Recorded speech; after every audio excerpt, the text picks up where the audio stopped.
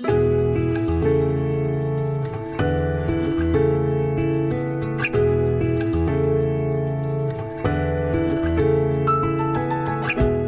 to the Topic of the Month with Kim Wardlow, an AINC original podcast. It's not easy being blind or going through vision loss, but we'll help you navigate these waters. Press on. Push forward. You've got this.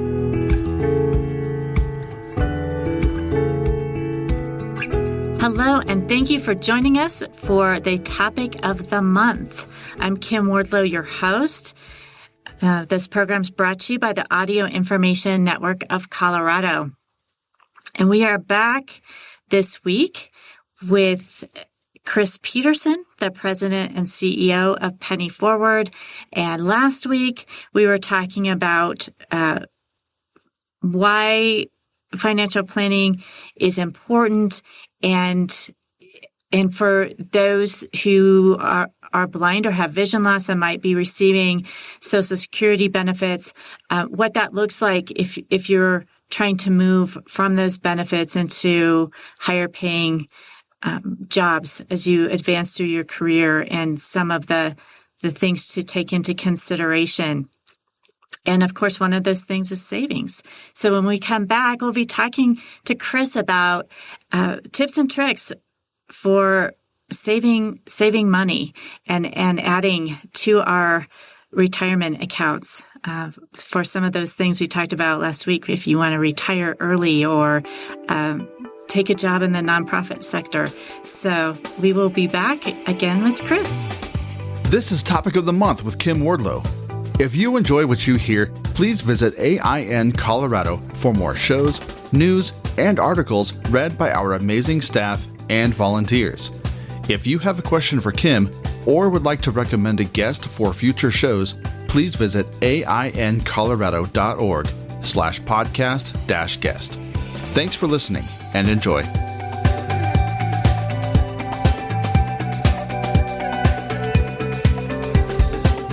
Chris, thanks so much for joining me again for Topic of the Month.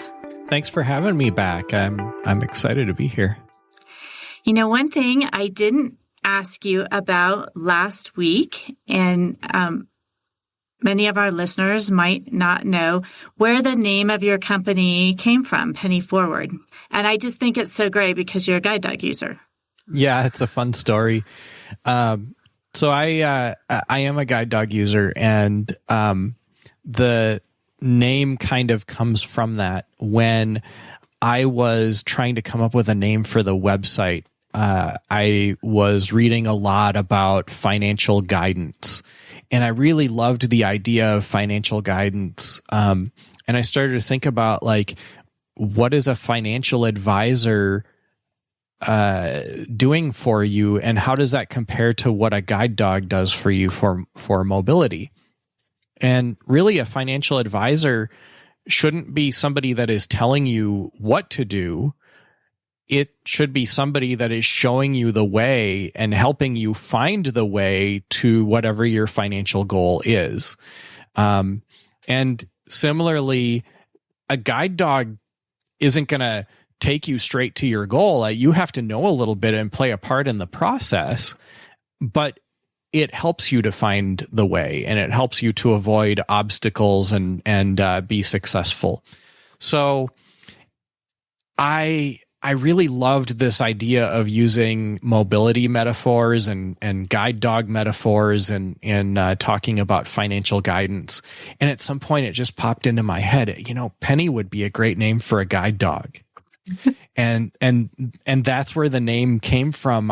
All of a sudden, when I came to that realization, I just heard in my head, Penny Forward.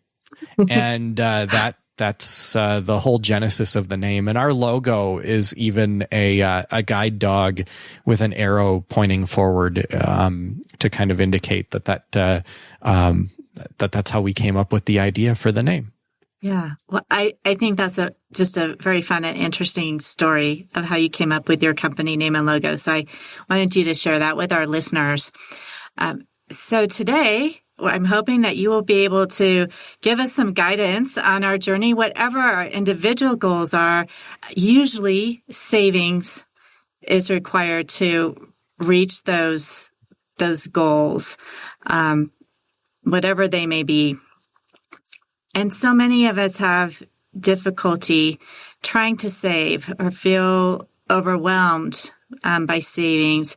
But I know that you have some tips on just small ways that we can save that over time really add up. I do, and small changes make a huge difference. And I think a lot of people sort of start from the idea that this is going to take a long time and it's going to be hard and I'm just never going to be able to get there. And you can get there, and a long time can seem like a short time if you haven't spent a huge amount of time thinking about it. And so one of the things that you really need to consciously do is find a way to get started, even if getting started means just a few drops in a bucket. And when I talk about a bucket, I literally almost mean a bucket. When I first started saving and I kind of discovered the power of automatically saving, I was collecting my spare pocket change in a Tupperware bowl on the top of my dresser. I'd go to work every day. I would buy lunch in the cafeteria, and then I would have some coins in my pocket after paying for lunch. And usually some bills too, but I didn't save those. I just pulled the coins out so that they wouldn't get caught in the laundry and dropped them in a bowl at night. And I used some of the money out of that bowl for bus change to get myself to and from work. So in the morning, I would pull out a couple of quarters. It cost 75 cents for me to ride the bus at the time. So I would pull out 75 cents from the bowl. But over time, the bowl would fill up. Even though I was pulling the 75 cents out every day for bus money, it would fill up, and it would fill up, and it would fill up. And after, I don't know how much time, because I wasn't thinking about it, I would just do it every day as a habit. After a while, the bowl would become full. And to give people an idea of the size of the bowl that I'm talking about here, it's maybe the kind of bowl that you might make popcorn in for like a popcorn movie night. Probably that size of bowl is what we're talking about here. So it's a fairly large bowl, and it would maybe take a few months or maybe even a year for it to fill up completely. But then I would sort of realize that, hey, I've got a lot of money here. I should figure out how much I have. Well, you can take that money to a bank, and they can drop it into a coin sorter, and they can count it for you. And then they can even turn it into paper money or deposit it in your bank account if you want. And I found out that sometimes I would have a few $100s worth of coins in that Tupperware bowl. Yeah, wow. Right? And I wasn't even doing much with it. I was just using my spare pocket change. So that is the first thing. Start out with whatever you have and find a way to do it where you're not looking at it every day, so it's not bothering you how long it's taking, and where it becomes a habit that you can practice every single day. Put a little drop in the bucket here, a drop in the bucket there until you get to where you want. But once you start to realize how powerful that can be, you'll want to start saving more. And that's where you can take advantage of lots of different opportunities. Some of those opportunities are only available to us if we have lower incomes, but some of them are available to us no matter what our income is. For example, if you have a lower income, you may have already been receiving the opportunity of living in subsidized housing, and you're receiving Social Security benefits and so forth. You may also be able to receive subsidized utilities, so the electricity, the heat, water, and things like that may be less expensive for you. That may not give you a lot extra at the end of the month, but it may give you some extra that you can put away in savings. Some people use services that are, not quite food banks, but there are nonprofit agencies that sell, and they sell this to anybody, not just people who are on lower income. What they call less than perfect foods. These may be produce that they didn't want to put out on the store because they don't look as good. Maybe they're not the perfect shape or the perfect color or something, but they're still perfectly edible. They're safe. They still taste good, and you can get them at a lot lower price. Same thing with canned goods. Maybe the can gets a small dent in the side or something. It's still sealed. It's still perfectly safe, but they can't put it on the store shelf because it's not perfect. And so there are organizations that will sell that food to you at a lower price because they don't want to see it thrown away. And that is available to anybody, not just people on lower incomes. So food prices are particularly high right now, and that can be a way to save some money. But another thing that we spend a lot of money on these days, and it's kind of a necessity, especially if you're doing job searching or if you're involved in school, is access to the internet. Right. A couple of years ago, the federal government launched something called the Affordable Connectivity Program. And the Affordable Connectivity Program does two things. First, there are over 1,300 internet service providers in the country that have launched low-cost $30 internet plans. And these plans still offer high-speed internet. We're talking about 1 or maybe 200 megabits per second of download speeds, but they cost $30 a month. And if you are on a lower income, for example, you're receiving Social Security benefits, then you may qualify for a $30 a month credit towards your internet bill. So that could mean that if you choose to have one of those $30 a month plans, your internet could be free. But you can also apply it to a more expensive plan. So if you want, say, a gigabit down, or you need that for some reason, and that maybe costs $85 a month. If you can apply that $30 credit, now you would only pay $55 a month instead. So that may free up some cash for you to put into savings as well.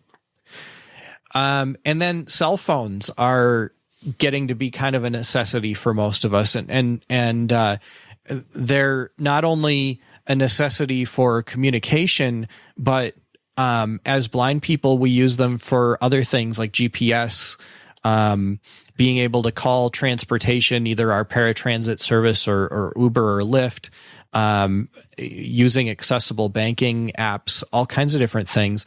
And so there are ways to save money on your cell phone plan. If you buy a cell phone out of pocket, which can feel very expensive because an iPhone might cost, say, $700, your monthly plan will be a lot cheaper than if you choose one of the financing plans that the cell carriers provide. Those financing plans may cost $25 or $30 a month, and they may be charging you interest on top of what you paid for the phone in the first place. So if you can find a way to do it, buying your phone out of pocket every couple of years can really help. But refurbished phones can also be a good deal. I, a few years ago, bought an iPhone SE, which is the lowest end iPhone, and it also was the only iPhone with a home button still, for $309. It was refurbished, but with a warranty, and used that phone for 2 or 3 years until I wanted to upgrade. And it worked fine, and it had a home button, which I loved. The only thing I didn't love about it was that its battery life wasn't so good. And so when I couldn't live with that anymore, my mother-in-law decided that she wanted a new phone, and she wanted to sell her iPhone 13 that she had that was a couple of years old. And she looked up on Gazelle, I think it was, how much she would get from selling it to Gazelle. And she offered it to the family and said, I can get $200 for this phone on Gazelle, but does anyone in the family want to buy it instead for $200? So I jumped on it and I bought my current phone for $200 instead of the $700 retail price. And it had been in a protective case and had a screen protector on it for the entire time that she had been using it. And so it looks and works just like new, and it has great battery life, and I love it. Mm-hmm. Also, the cell phone plans themselves start at around $60 a month. If you're a senior, you may be able to get a senior discount from some of those carriers, but there are also lesser known, what they call mobile virtual network operators, or MVNOs, that offer discount cell phone plans. I use something called Visible by Verizon, which is actually owned and operated by Verizon, the big, well-known cell phone carrier, and it operates off of Verizon's towers, so it still has great coverage, but it's only costing me $30 a month. And when I signed up for it, I got a 6-month introductory rate where I was only paying $15 a month. So that saved me $45 a month on my cell phone plan. And our family has three cell phones, one for myself, one for my wife, and one for my daughter. And we switched all of them to Visible. So we went down from $140 a month down to $90 a month. We saved ourselves $50 a month that we now put into savings just by making that switch. The only downside is there are no stores to go into if you need help, but we never went into the stores anyway. And there isn't a person you can call on the phone and speak to. You have to chat with them online instead. Mm-hmm. But we hardly ever called any customer service anyway. So it's been something we've been doing for the last few months now. It's been working out wonderfully. Well, that's a pretty big savings, especially with 3 lines. $50 a month is a good chunk to save. Think about this.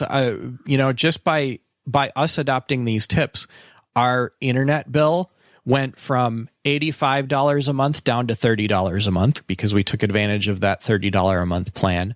Our cell phone bills went from $140 a month down to $90 a month. So that put $105 a month back in our pocket and back in our savings just by making those small changes. And by the way, we haven't noticed any difference in the quality of our internet connections by switching to that cheaper plan. And we have not at all noticed any quality difference in our cell phone connections. It's all been totally transparent to our family. Wow. With the Affordable Connectivity Program, are there eligibility requirements for that? I know you mentioned to get the $30 back, that would be an income-related issue, but are there other eligibility requirements for that program? There are eligibility requirements for the $30 credit. And if you are receiving Social Security benefits, you are eligible. But if you're not receiving benefits, you may still be eligible. It depends on your income and on the number of members in your family. So the more people that you have living with you, the more income you can make and still qualify for that credit.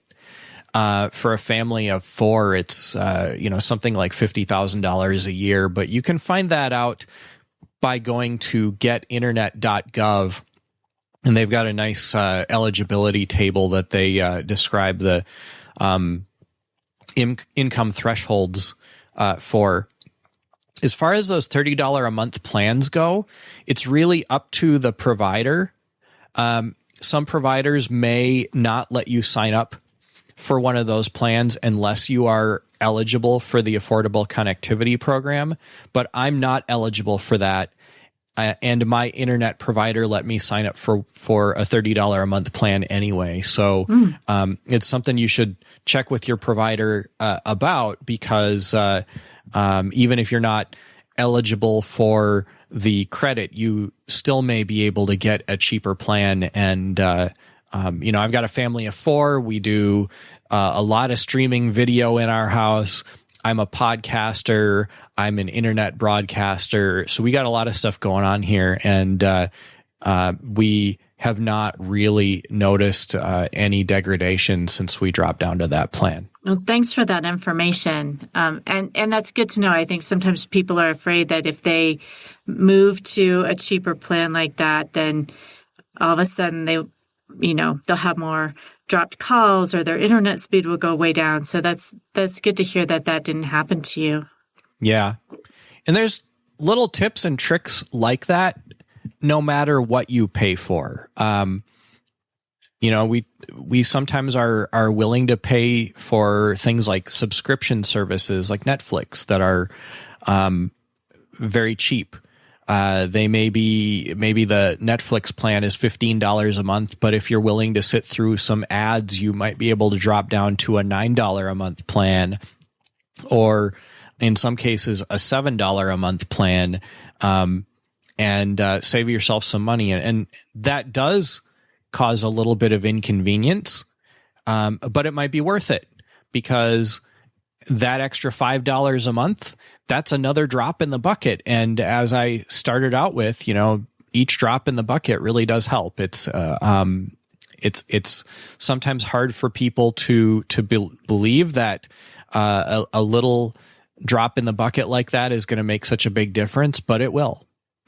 And I really could, I'm so passionate about this topic. I could talk about this all day. There's almost always a way for you to find a way to set some money aside for savings, but using some of these tricks and tips can also help you to afford things that maybe you didn't think you were able to have as well. Well, and that takes a little of what might be perceived as pain in terms of savings. If you're looking for ways to save, or you're making priorities and saying, well, I normally buy this brand, but I could save a little bit more if instead of buying brand A, I buy brand B.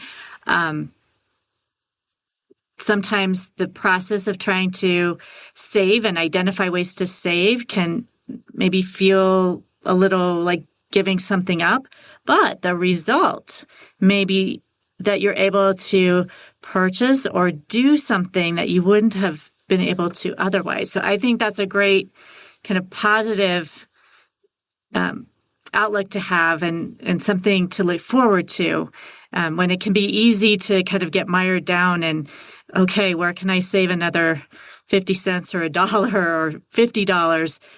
But to look at the benefit that you'll get as a result of doing that. Yeah, and it's a great point. I have kind of a fun story that's a little bit related to this. At Christmas time, we got an Amazon Fire TV last year. And the Fire TV is a really great and very accessible TV. It's got Alexa built into it, and the Voice View screen reader works wonderfully, and I really like it. So then our downstairs TV, which we didn't watch as much, started to become more and more difficult for me to use. My kids would switch it over to the input for the gaming system or something like that. And because TVs don't make a lot of sounds anymore, I couldn't tell sometimes when my TV was on or off, and it was getting very frustrating. So I really wanted to get a Fire TV for the basement, but they're pretty expensive, and I wasn't willing to pull the trigger on it. Well, this Christmas, I received enough gift cards from my family members to come up with about $200 worth of gift cards. And then I discovered that Amazon was selling factory refurbished Amazon Fire TVs for about half the price of the brand new ones. And they said that they were refurbished by Amazon and that they may have cosmetic damage, but they would work just like the brand new ones. And so I took the chance and I bought one that was normally $7.99 for $4.16. But with the $200 in gift cards, it only cost me $216 for a 65-inch TV. Oh, wow. And when it showed up, it was all wrapped in plastic. It looked like it was brand new. And my wife and I unwrapped it and mounted it on the wall. And she said, I would never have known that this was a refurbished TV. I can't find the cosmetic damage anywhere. Mm-hmm. So she was happy because we got a nice big shiny new TV that she can see, and I am happy because I have an accessible TV that's way less frustrating to me. And it was all because I was willing to take the chance on something refurbished to save myself money. And that's a good example of how having these saving habits can help you to afford things as well as helping you set aside money for those things that inevitably come up. Right.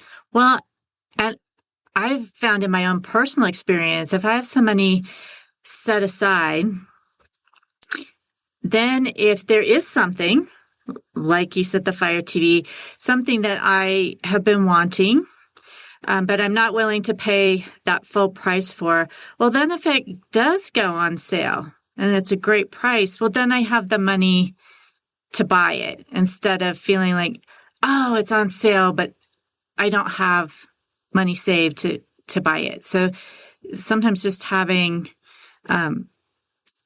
some money saved, so if there is something, you can kind of take advantage of sales or low airfare offers or those kinds of things that help you save more money down the road.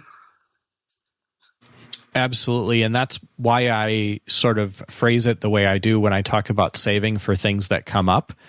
A lot of financial experts or influencers will talk about building up an emergency fund, and emergencies are just one category of things that come up. Sometimes things that come up are the kinds of things you're talking about. Something goes on sale. There's an airfare that's too great to pass up. Some artist that you love is going to be putting on a concert in your town and you want to go to it. It opens up a lot of possibilities that you don't have if you're not setting aside money in savings. And some people might be saying, well, yeah, but I can always put that on a credit card. That's true. But then you feel the stress of owing money to the bank until that's paid off. And you pay interest if you don't pay it off right away. You pay a lot in interest if you don't pay it off right away. A lot. So, Chris, most of what we've been talking about, and definitely always good advice to start young, but we've been talking a lot about saving when you're younger, advancing through your career. So younger adults, middle of career adults. But what about older adults? I know many of our listeners lose their vision later in life. Maybe they have already retired. Maybe not. Maybe vision loss makes them think about retiring if they're nearing that point.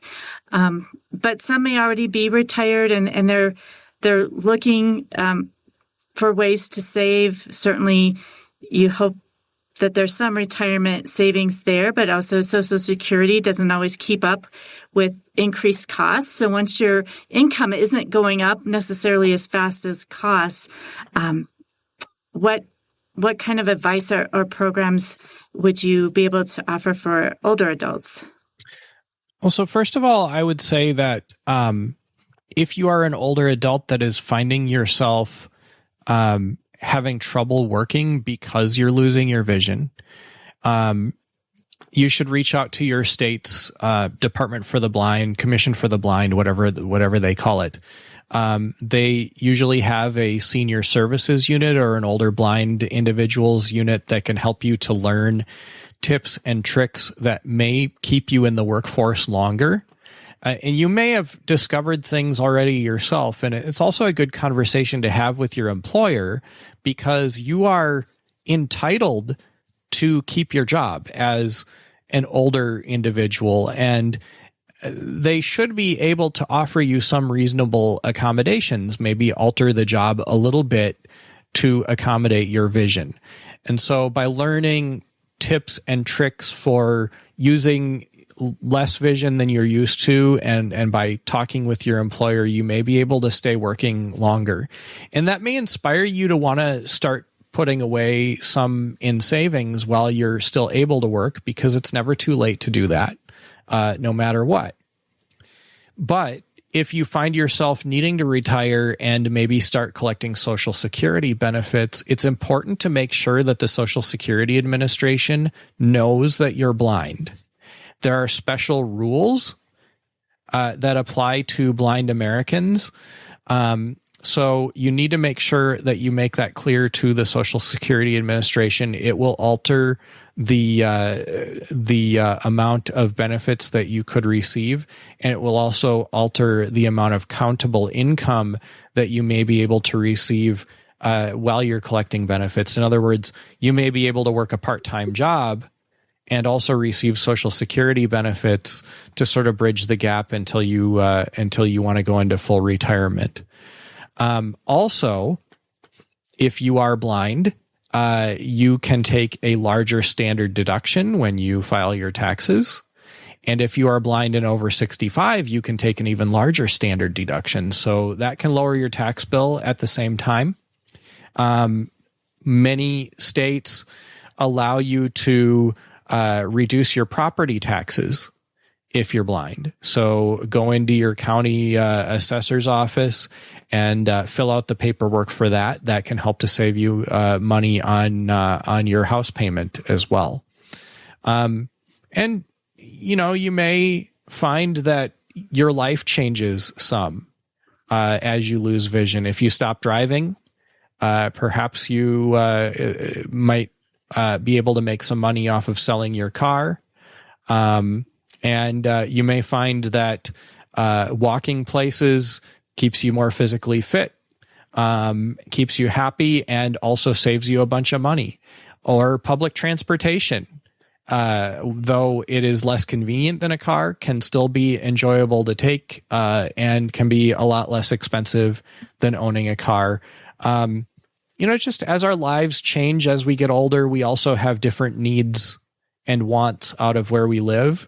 So you may find yourself, for example, moving out of a house in the suburbs and finding it more convenient to live in a condo or an apartment building or something that is within walking distance of more of the services and stuff that you want to access. And again, that may change your finances and you may find that gives you some opportunity to save on some of your expenses as well. So be open to the possibilities, and know that there are people that are out there that can help you to find the resources that you need to find in order to make those changes.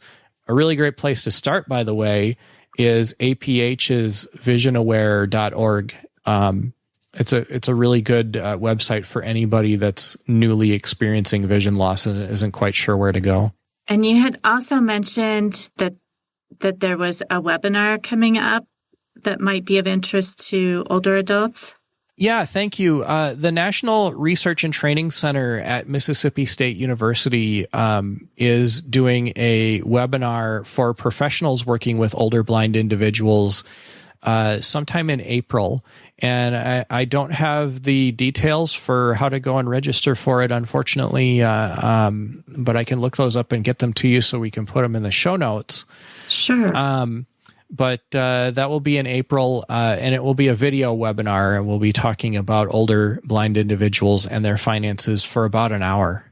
Well, I'm sure that will be a very informative session because finances are always something that we have to keep top of mind and continue to manage no matter what stage of life we're in. So thank you for letting us know about that. And we will get that information for you so we can put it into the show notes. So there's so many benefits to savings, and you've given us some practical ways that we can do that. I really appreciate it. I just want to also give you another opportunity to tell folks a little bit about the things that they can find on Penny Forward, because I know your podcasts are there, and there are things that they can access for free, and then there are some additional benefits if they become a member. Yeah, thank you very much for that opportunity. Our website is pennyforward.com, spelled just like it sounds. And there we offer a free blog and podcast, as well as some free financial calculators and other tools. But we also offer a paid membership. It costs $9 a month or $99 a year. So you save a little bit if you sign up for a yearly membership. And by signing up, you get access to our podcasts 1 full week earlier than the general public does. You also get access to online courses that we've created on various financial education topics, and those courses are all accessible. And we hold weekly members-only group chats where we cover financial education topic of the week and give you some time to talk about things that are on your mind. And you can also get access to one-on-one financial counseling by trained accredited financial counselor candidates. We're still in the process of getting our full certifications, who are blind, that can help you with your financial concerns in a more private setting. We have a weekly newsletter that ties that all together that you'll be signed up for, so you'll know when the next podcast episode comes out. You'll know when the group chats are, and we also offer some other events and bonus content from time to time as well. And we're always looking for ways to add more valuable benefits to that membership. So again, $99 a year or $9 a month. You just need to go to pennyforward.com and click on the Join Penny Forward link. And I hope that you'll consider it. And I look forward to seeing you there. Thanks again, Chris, for joining us for these past 2 weeks. Next week, we will be moving a bit more into the benefits arena of our benefits and finance topic for March. As always, thanks to everyone at Audio Information Network who helps to put the podcast together. Be sure to check out AfterSight, BlindSight, and now Blind Level Tech is our newest podcast. So if you have questions about technology and want to know about new technology, accessible technology, this is the podcast for you.